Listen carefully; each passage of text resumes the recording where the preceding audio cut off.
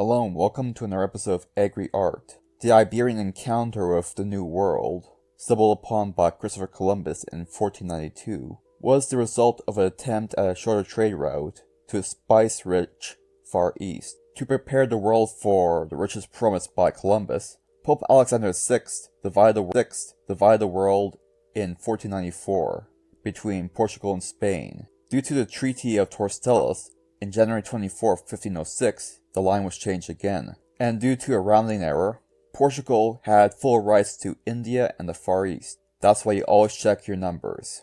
It is through this miscalculation that Portugal also received full rights to Brazil.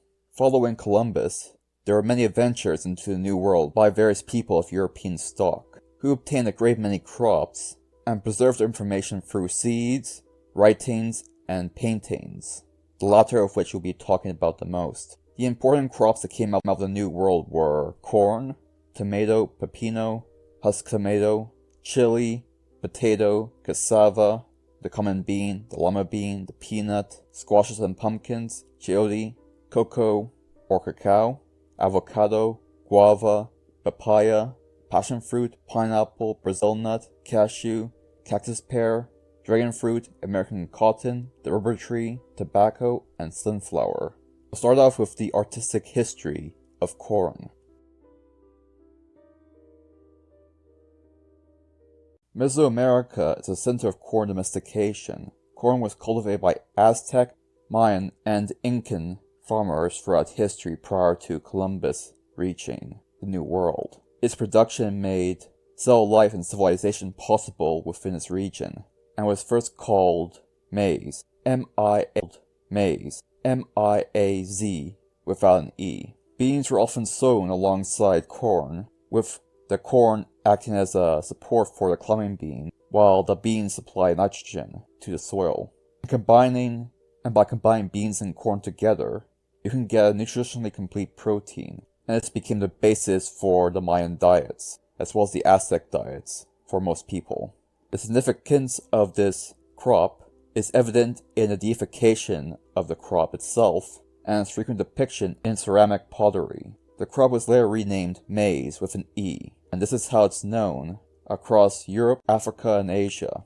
In North America, it was renamed corn. But going back to the late 13th century, one of the crew members of the Columbus second voyage was Peter Martyr, who delivered many seeds to Cardinal Safrosa, which include corn. And it's through these lineages that most of the Spanish corn cultivars were derived, and these became predominant within Spain, Portugal, Italy, and Turkey, and spread across the rest of the world from there, specifically the Old World. The earliest representation of maize, or corn in Europe, is to be found in the ceiling of Loggia of Cupid and Psyche, in the Roman villa now known as Villa Formensia. Corn images are among the hundreds of plants in frescoed festoons painted by Giovanni Martilli da Udine.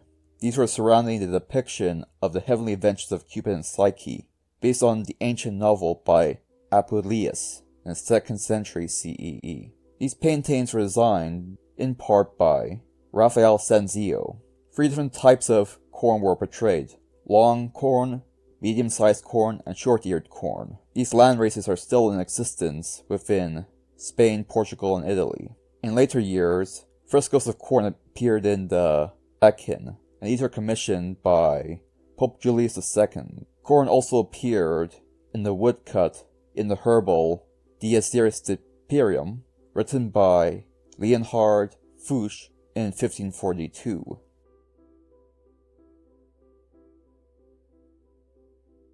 Hello, I just want to let you know, if you want to fund this channel, you can do so on the platforms seen in the description below.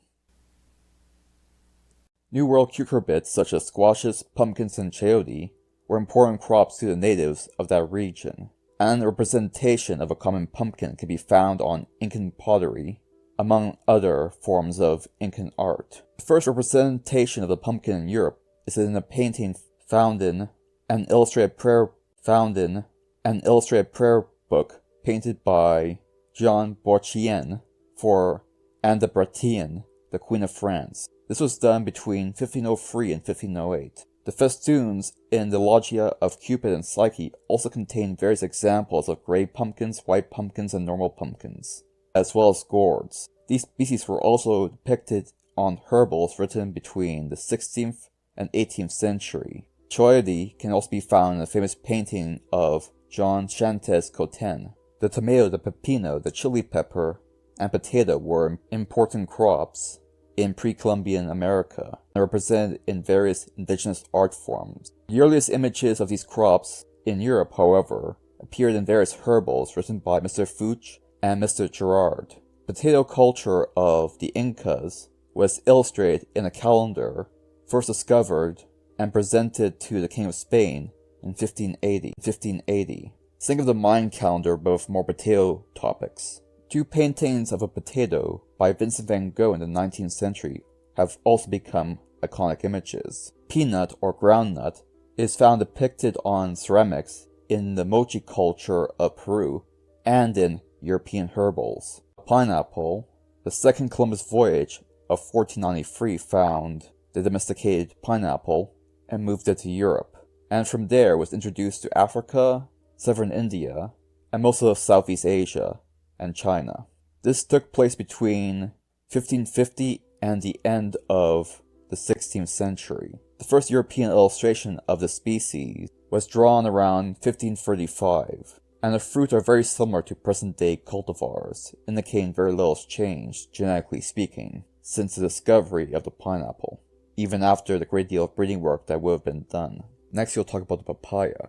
In the tropics, it's now a very common backyard tree, and has become an important export crop in Brazil, Hawaii, Mexico, and Thailand. The first indication of European art regarding the papaya plant can be seen in a drawing dated around 1586. It was found in an illustrated manuscript titled Historia de Indis or the Drake manuscript. The next crop we'll cover is cacao or cocoa.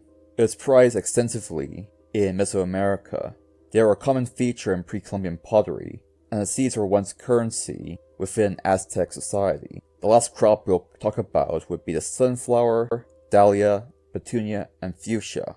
In the pre-Columbian era, the sunflower, dahlia, petunia, and fuchsia were common in various gardens worshipping the sun, and are now the most common garden plants in the modern world. In terms of art, the sunflower was also depicted in the painting by Vincent van Gogh.